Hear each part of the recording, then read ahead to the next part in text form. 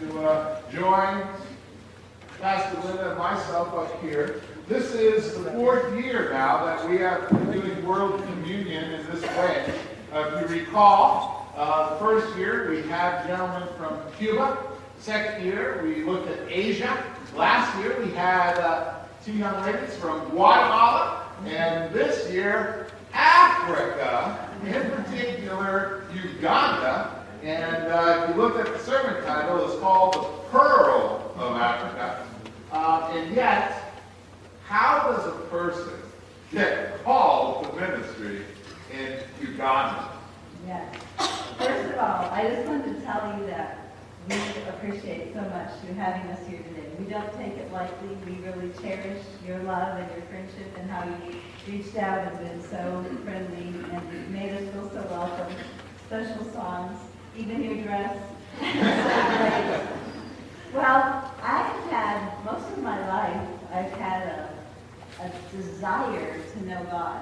When I was about 6 years old, my dad would just drop me off for Sunday school at the little Lutheran church we were attending in California and didn't go to church. And he said, one day I told him, Dad, why don't you go to church too? So that changed our family life, and we started being really active in church. At 10, I responded to a missions call, and that call just stayed in my life. It was through watching a video in the church, and then I responded to that. But and Bill has always said, I'll go wherever nobody else wants to go. So apparently, nobody wanted to go to Uganda. And we found out that when we got there, that 90% go between 2 cities, 2 major cities in Uganda, and the rest are just little tiny trading centers or towns, and they're neglected, basically, by Western people that come. And so we felt God in our hearts saying that He was going to take us and show us the treasures of heaven. Maybe people don't even know their names, but they do. Heaven knows. God knows those names, because He knows the ones that have a cry in their heart to know Him. And what if they're in the middle of the village? And so He sent us out to be in the villages. And that was another one of the verses out of Matthew, how when you find a treasure, you sell everything you have, and to get the treasure. And for us, it's to get the Lord. But God did the same thing. He sowed Jesus to get us. So it's a beautiful relationship there. And so that's what we've been doing, is our hearts have been serving in the villages. And you go sometimes thinking that you have answers. You're so much wisdom, right? And you get there and you do everything wrong. You learn that you're doing things that you thought are the right way, but in a different culture, they're not necessarily the right way. But what happens is your heart gets broken and you fall in love with the people because God puts that love there. Because I had made a deal with God when I was 10 and answered that mission call that I'd go anywhere but not there.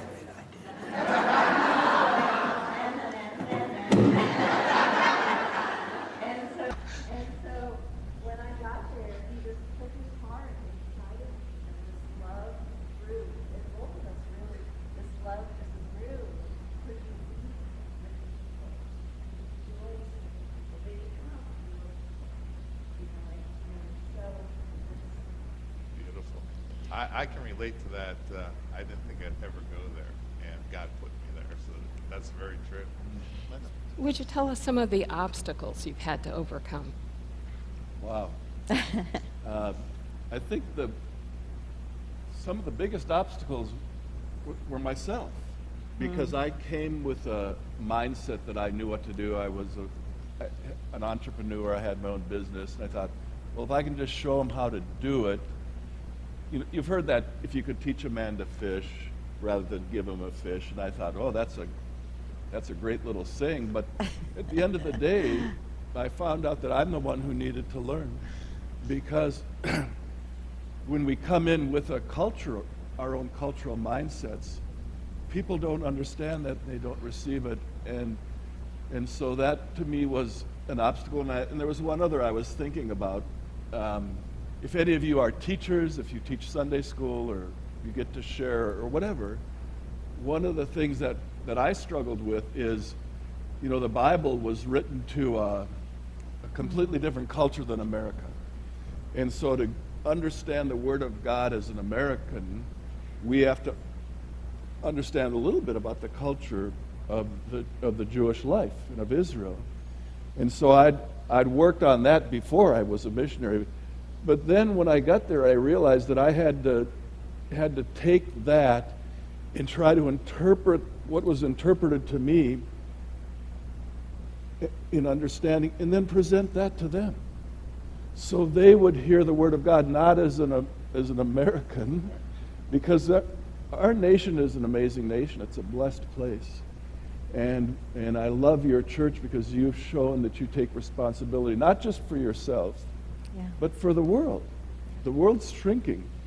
It's getting smaller, and so the challenge that I had was I had to filter out me to bring the pure Word of God, and that really was a challenge that I still struggle with, because I'm a half German, half Scottish,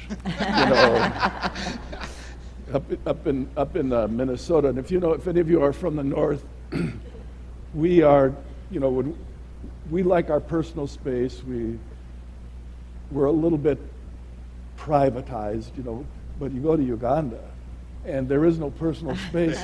You'll sit down and they'll sit right next to you. When you shake hands, you might hold hands with a guy for 2-3 minutes. And I'm going, so, excuse me. So really, my biggest challenge was me, let me say that. True. And then, of course, there's daily things, but enough.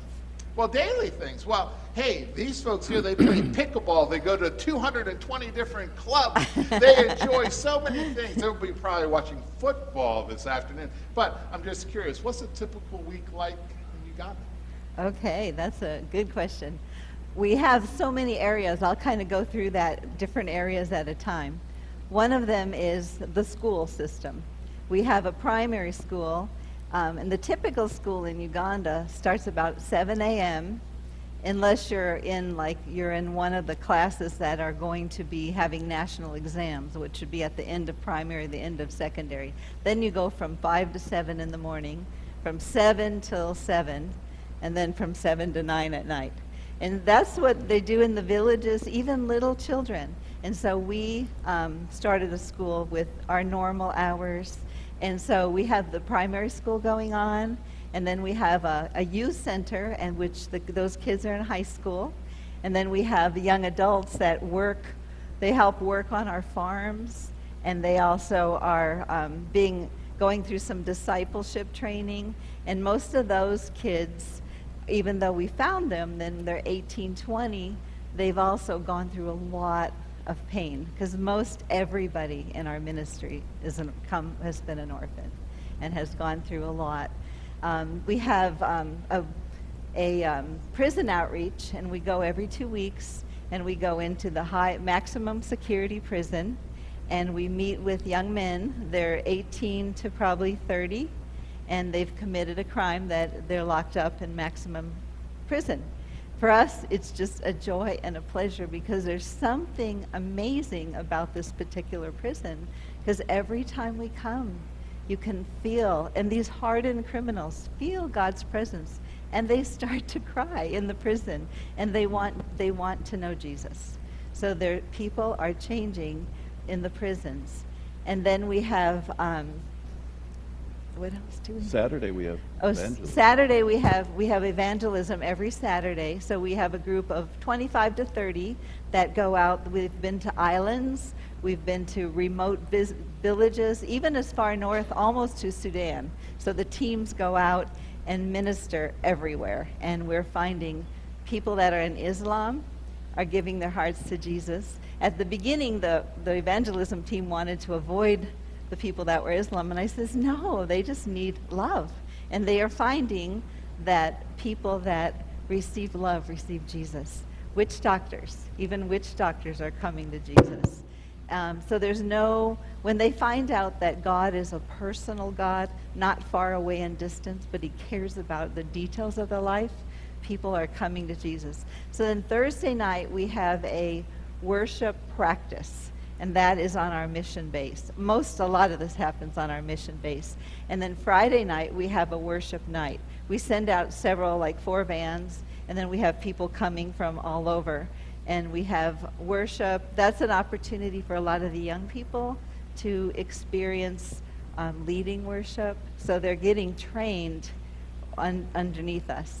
And then then Saturday's evangelism. Saturday night's another worship night at where we have our children's center, and that's out in a village of Saya. It's locked in by sugarcane all around it. And then Sunday morning we have 2 churches. I can't tell you about the churches, but there's a lot of things that happen in some Ugandan churches, especially in the villages, where even our kids aren't really safe to go there. And so we started a church at the children's home, and then we have another one at the youth center. So there's 2 churches going on every Sunday morning. And then Sunday night, we have like a Bible study at the youth center. So you can see our week is fairly full. Can I add a Yes. little bit? Okay. Oh, the Bible That's school. all ministry related, what you were hearing. Is that me? Is that, We're going to talk about the Bible school. Turn his and off and I'll give him a... Okay, let me keep talking while he's getting set up. We also have a Bible school. So we have people that can't, where we are, people can't afford. They can't afford to go to school. They can't afford Bible school. So we have a village program where anybody, village pastors and leaders can come and be trained. They're pastors, but they have had 0 training. And so they're learning things like integrity, because integrity means, okay. Sorry. Yuck, yuck, yuck. We're a team. Yeah, that's right. Besides that, we've got, for example, we have a farm. We've got two areas of about 20, 15 to 20 acres total, and so we raise all of our food for our ministry, or I'd say most of it. We have chickens, pigs, cows. We have milk cows so that our kids get milk. It's really quite amazing.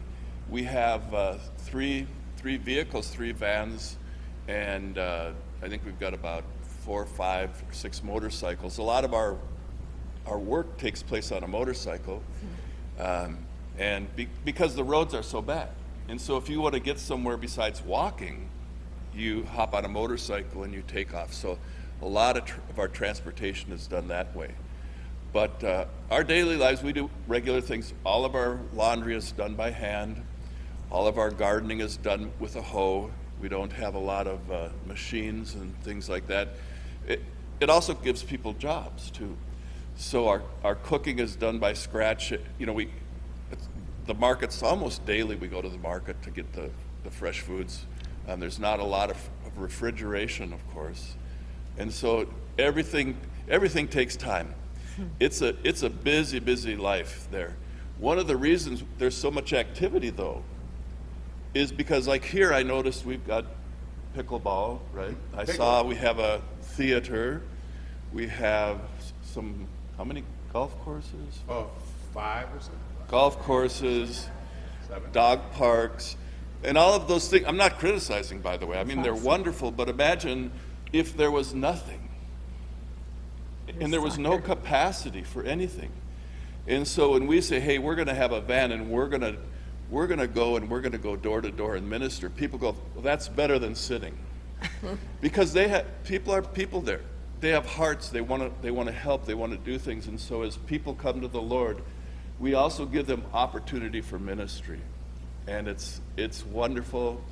It's amazing what the Lord does. We do have one sport, though. It's called soccer, but there it's called football. But it's the same as soccer. That's about the one sport. What else would you like to share about the impact that Prepare the Way ministry has had on community development? kind of did a little bit there. What, you know, we have, for our adults, we also do computer training.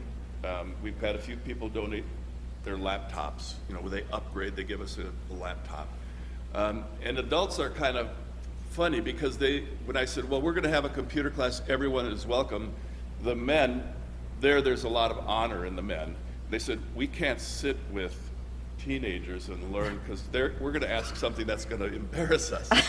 And so we have adult computer training, some adult education. We've given a lot of jobs. We've probably got 25 people that are working for us. Let me say with us. Some full-time, some part-time. So that's going on. We have different topics that we train in our Bible school, like total life management, how to handle your money God's way. There's just these practical training sessions that are so useful because they've never had a chance, never been trained. Things that we take for granted. You know, we're raised as being responsible, how to have a budget, how to do daily life, but they've never, ever been trained. And so they're so hungry for everything. I know that the mission committee here has gifted you with some software material, which the computer folks have been able to use, and they put together a 5-minute video. But I know that one of my questions for both of you, and Linda stepped up and said, I just asked, what is your passion? What is your greatest joy? I think this video captures a little of it. We're going to show the video, and Linda's going to speak about it as it's being shown.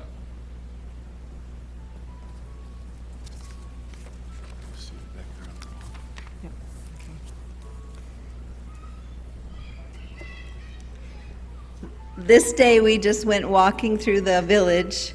We have about 250 children in our school, and they're all from the village, just encircling the school, Saya Village.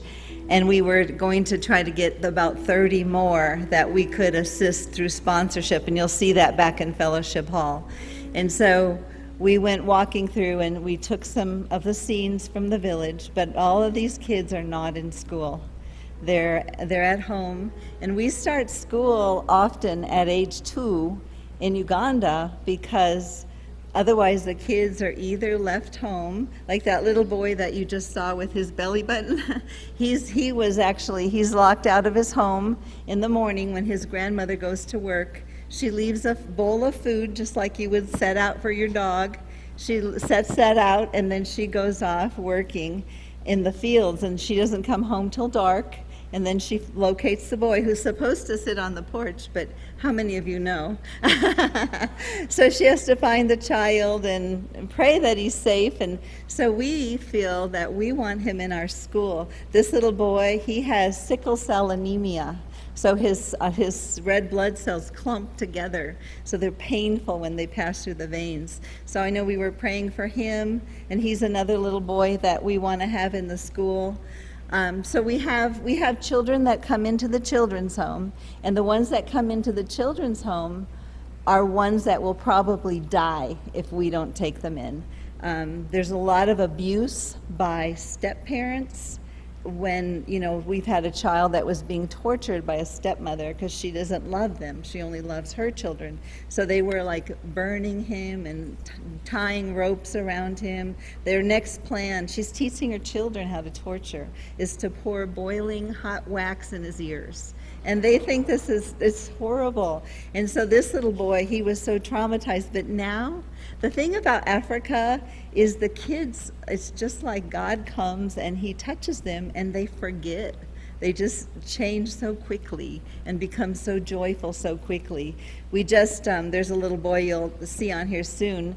And just when I was supposed to be home packing to come back from Uganda to America, but I heard about this little boy. And he went looking for his mother because he lived with his mom. So he was 5 years old and he's the man of the house. So he's looking for his mom because she didn't come home one night and then 2 nights. So he goes out into the tall sugar cane, and he's just this little guy. And he finds her. But the sad thing is, somebody that practices witchcraft found her first. Took off her ears, took out her tongue, her eyes, all her private parts, and her heart. And her son found her. And so then he goes to his grandmother. He has nowhere else to go. And grandmother's very impoverished, so she thinks he needs to start working with her in the fields. So here's this 5-year-old boy with this broken heart, with a hoe out there digging with his grandmother. So he's somebody that we just brought into the home. But the other children, most of the ones that you're seeing up there, are children that have some stability in their home. They may not be with parents. They may be with a grandmother and auntie, but there's some love in their home and they're safe. And that is typical Ugandan household. And so what we're trying to do is to get them sponsored as a scholarship, so they come in, because these kids aren't eating. They've got the big bellies, they have worms. So we're using the milk from the cows to add to the porridge for the morning, and then that's the little boy right there, the little 5-year-old that found his mom. So then they're having healthy food for lunch, because a typical lunch is just some corn flour mixed with water, just a lump with 5 or 6 beans on top. So we're trying to give them fruits and vegetables and some meat now and then, and a variety of healthy foods. So that's basically a village scholarship. And then the third sponsorship we have is called Love Homes. And in Uganda, if you ask a family, I'm going to give you a child, will you take care of them? I'm going to pay you. The answer is yes. But do they? The answer is no. So they do not love them. It's a Cinderella syndrome. So we found people, especially pastors, because pastors have to take a child if somebody brings them a child. They can't say no. So they can have 10 kids besides their own. So we started sponsoring, like all the money goes to that pastor, or sometimes it's a mother, to care for their child. So is it okay if I just read something? Sure. Okay, I want to read this, and this is one of the boys that I wished we had gotten when he was like 5 or 6 years old, but we got him when he was 19. His his father died when he was 3, and then the mother abandoned him, and he was in several children's homes. We call them children's homes because we don't like to use the word orphanage. But what happened to him when he was 7 is he was accused of doing something, whatever, and it wasn't true. He hadn't done it. But they took nails and pounded nails into his hands. And he got really bitter. He got really hard. He didn't know how to love, and he didn't know how to trust. And so I felt like God was telling me that if you don't love him, Satan's going to destroy him. And already, he was already so hard.